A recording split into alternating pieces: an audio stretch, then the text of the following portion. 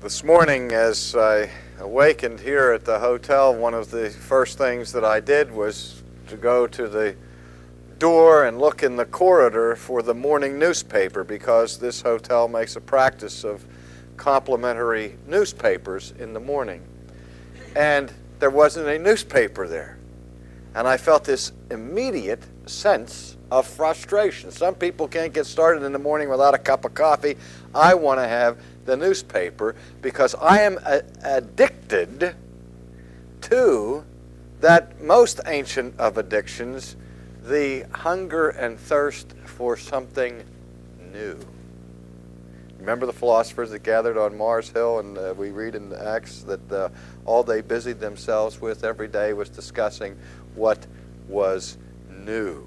And yet we know that there's nothing more boring than yesterday's newspaper. I had an interesting experience just this week. Somebody who's in this room tonight, in fact, was given as a present the entire New York Times, the authentic New York Times that was printed on the day of his birth, which was in January of 1953. And he let me read that edition of the New York Times, which was, 33 plus years old.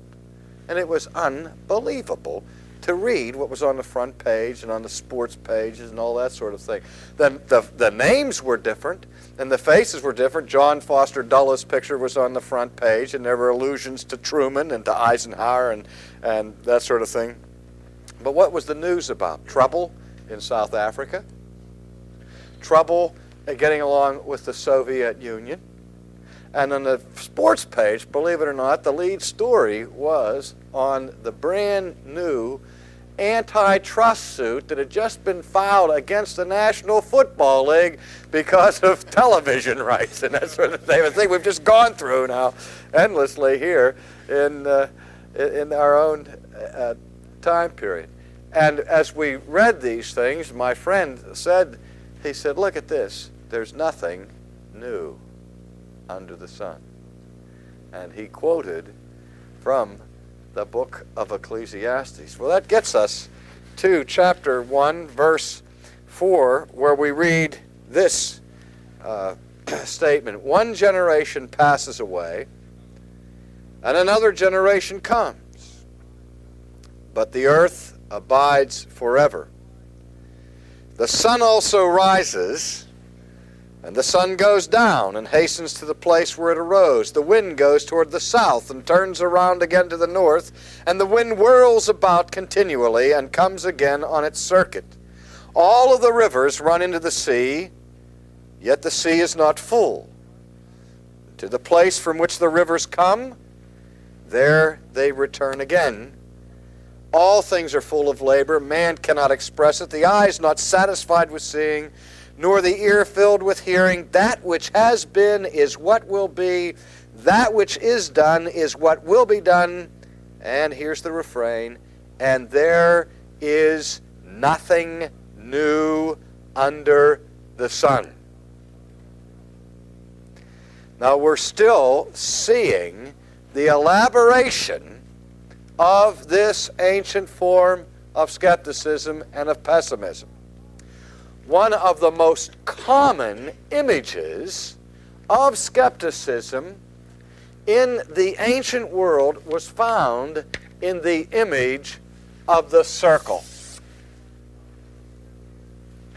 We find it not only here and in Egyptian pessimism, but we particularly find it in ancient versions of Greek skepticism, which have been most formative in the development of Western civilization, where the Greek skeptics developed what they called the cyclical view of history, which means simply that history has no definite point of beginning and no definite point of termination, but it simply goes around and around and around and around in an endless repetition, in a meaningless circle, a vicious circle of insignificance. That's what was understood by the cyclical view of history. Again, Friedrich Nietzsche, in the 19th century, when he set forth his philosophy of despair called nihilism, spoke about the myth of the eternal return, in which he called attention to the same idea of the circle. And he said there are two images from the ancient world fighting for men's intellectual allegiance. There is the image of Apollo, the god of classical Greek beauty, the god of order and form and harmony, of rationality, of teleology, that is, of purpose, which characterized the high age of Greek culture. But he said competing all of the time with Apollo was the figure of Dionysius. We remember Dionysius, who was connected with Bacchus, the god of the wine. Dionysius was the one who was the god of irrationality, of chaos. The father of the so-called Bacchanalia, or the Dionysian frenzy, where people would seek to escape the controls of rationality and just react and respond, letting it all hang out to the meaninglessness of this world. And Nietzsche said, we must side now with Dionysius. See, again, using the image of the circle. There's a very famous book in American literature that borrows its title from this portion of the book of Ecclesiastes.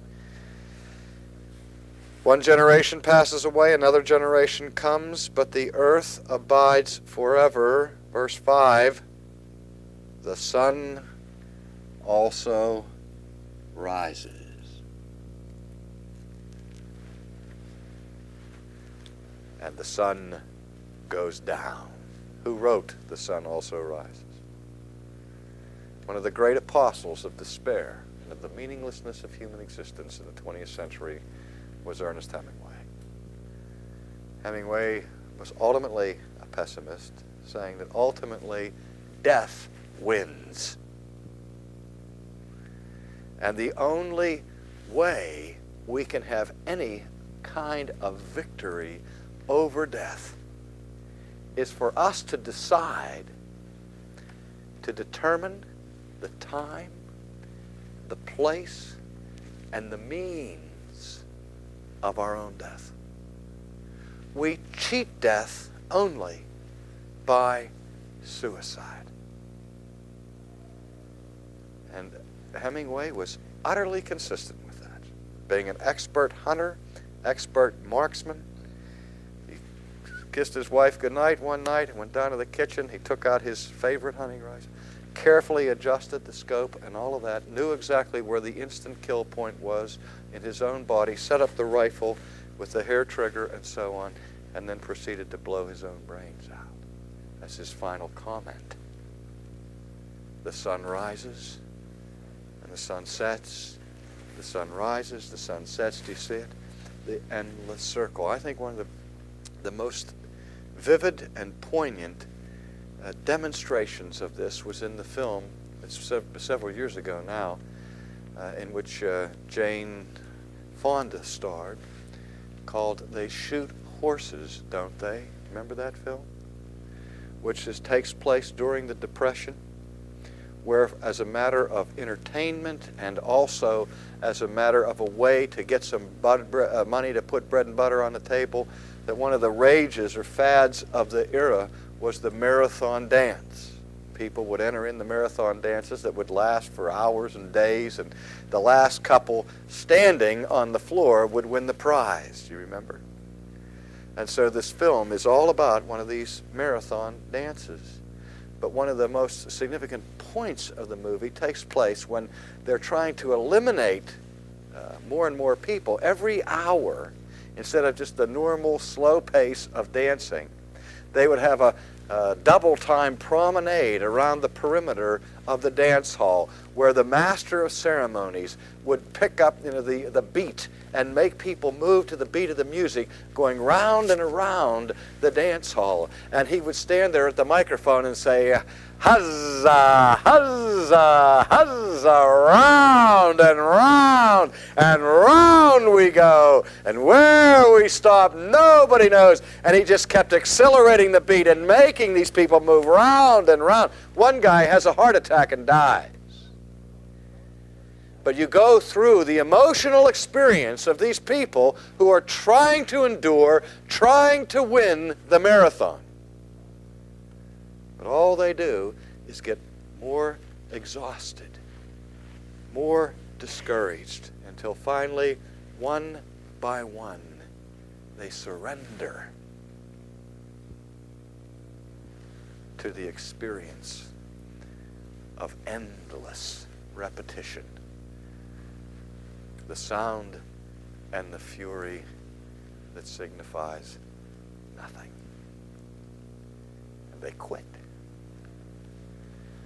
That's the image of the cycle.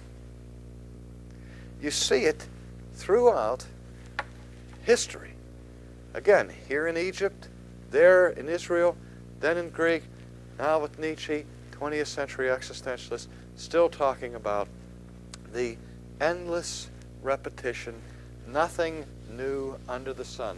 In contrast to that view of history, the image of the cyclical view of history is the Hebrew view of history, which is linear. The very first statement recorded in the Old Testament stands over against this view of life and this view of history with the words, "In the beginning, God." The whole concept of creation is on a collision course with nihilism, because the concept of creation in Israel makes this affirmation, that this world and that human life had a starting point, not in chaos, not as a cosmic accident, but from a purposeful act of a transcendent, eternal God who starts something that is new.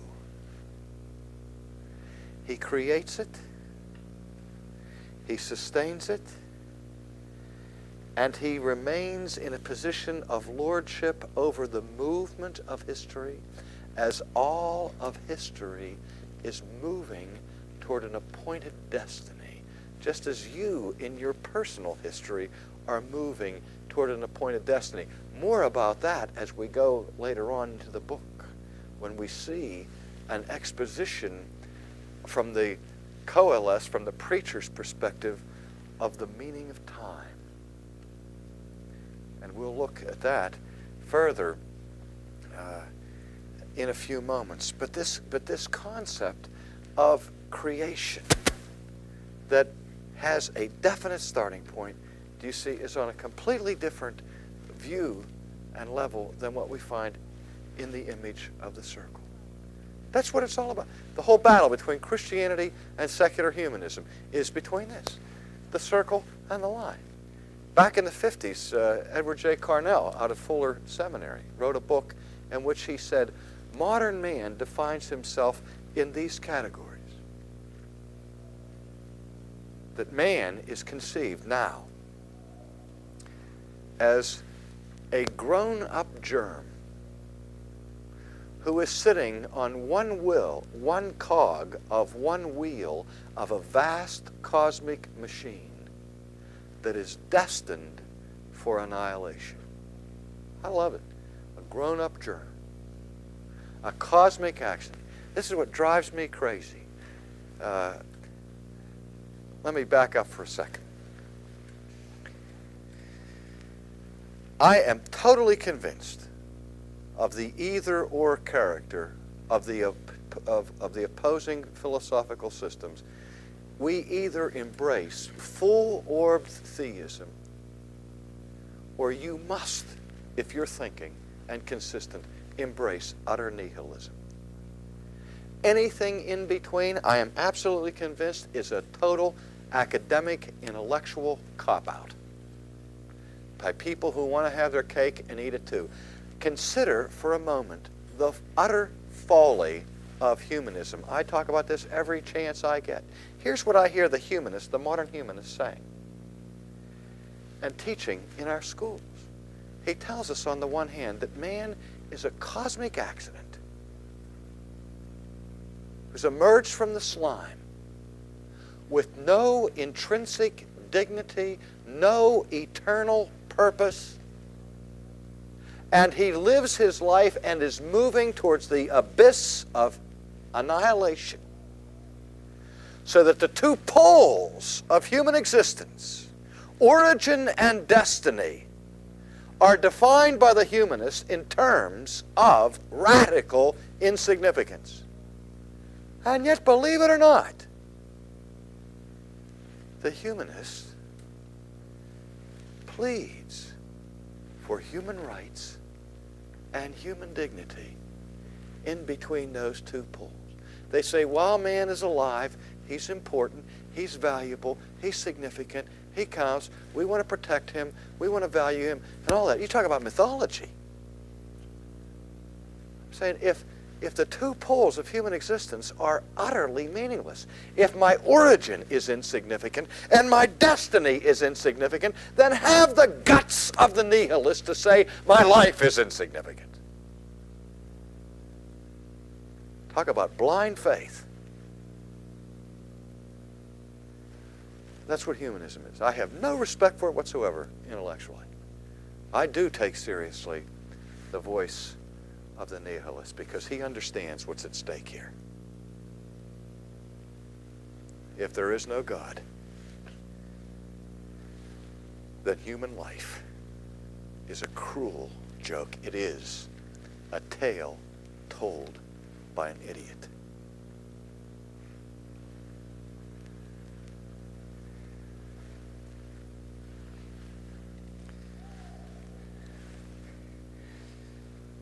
That which has been is what will be, that which is done is what will be done. And the key verse here, and there is nothing new under the sun. I think that verse is not only important for understanding the cyclical view of history that portrays this spirit of skepticism that is the heart of the controversy here, but also, I think, is a clue to understanding the book.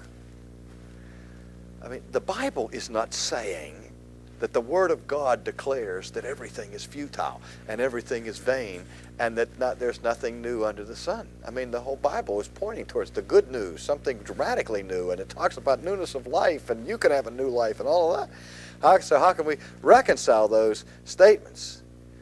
The point here is the use of the phrase, under the sun. Under the sun. Let me use this circle again, move it down here, and make this the sun. And here we are. We live life under the sun. The Hebrew expression under the sun means from a perspective of this world only. Here's the ancient response to secularism. Secularism adopts as its fundamental philosophical idea this, that all of there is the saeculum, this world, this time. There is nothing transcendent. There is nothing beyond the sun. Or if there is anything up there, we have no access to it.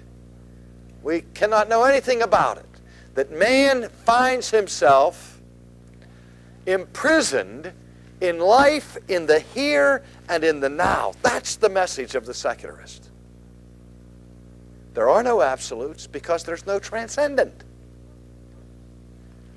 There can't possibly be an absolute without a transcendent. All we have are preferences.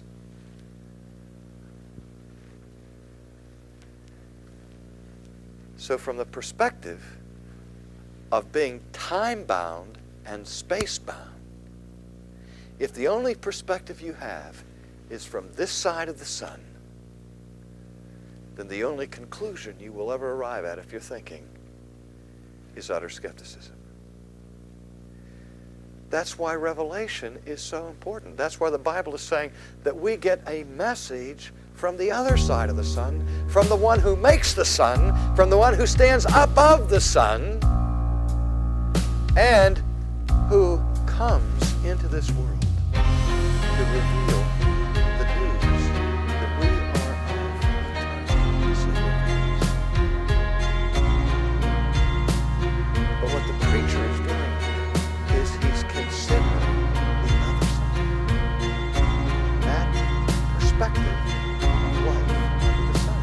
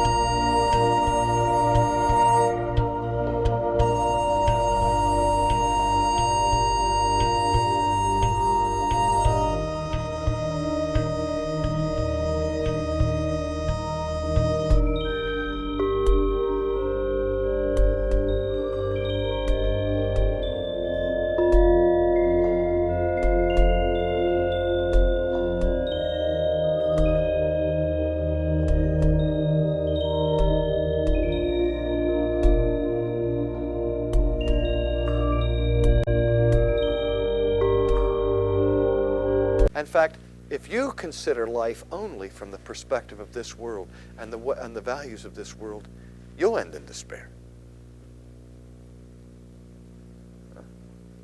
I mean, have you ever raised the question, why am I doing this? I remember when I was 6 years old. I cut on early.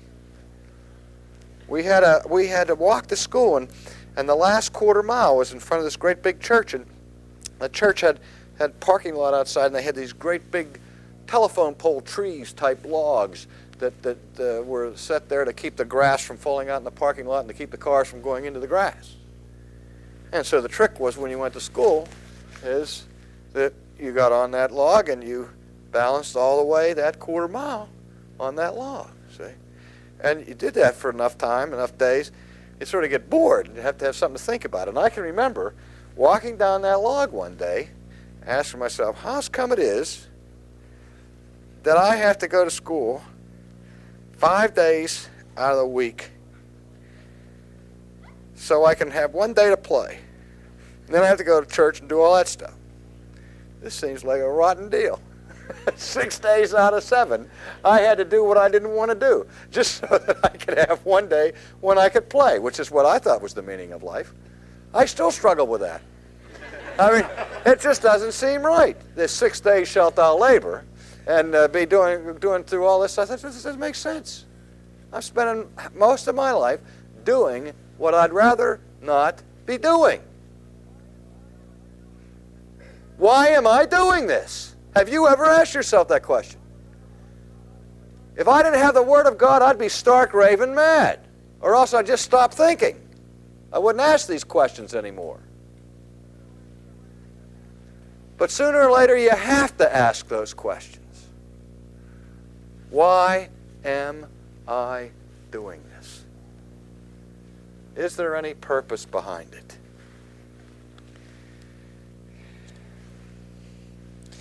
There is no. Is there anything of which it may be said, see, this is new, it has already been in ancient times? Isn't it interesting that this ancient writer is talking about ancient times? He says, and there is no remembrance of former things, nor will there be any remembrance of things that are to come by those who will come after. I really saw something fascinating right here at Las Colinas Center between yesterday afternoon and this morning. I walked into the pro shop, the golf course, yesterday morning, and standing at the counter talking to the pro was Terry Bradshaw. And there were other people in the room who were paying attention to other things. And nobody was paying any attention to Terry Bradshaw. That was in the morning. At 3 o'clock, I walked past the pro shop. I didn't go in.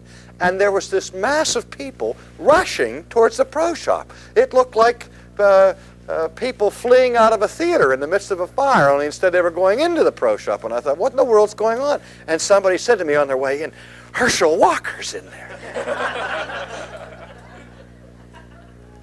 Herschel Walker's played half a game in the NFL, and everybody can't wait to go in there and see Herschel Walker. Terry Bradshaw has 4 Super Bowl rings, and nobody could care about his being there. He's forgotten already. And that's what the author said. That's the way, like, how fleeting is fame and glory and success and triumph. There's no remembrance. Nor will there be any remembrance of the things that are to come by those who will come after.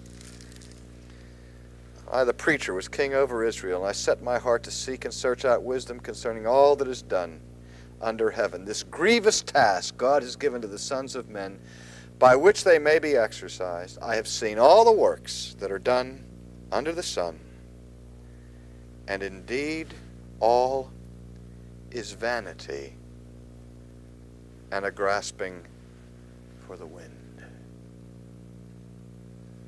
A grasping for the wind.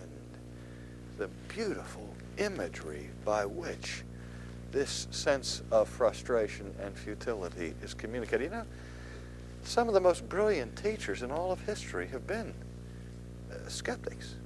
I'm in awe of the insights of Jean-Paul Sartre and his ability to express these fears and feelings of pain that assault every one of us.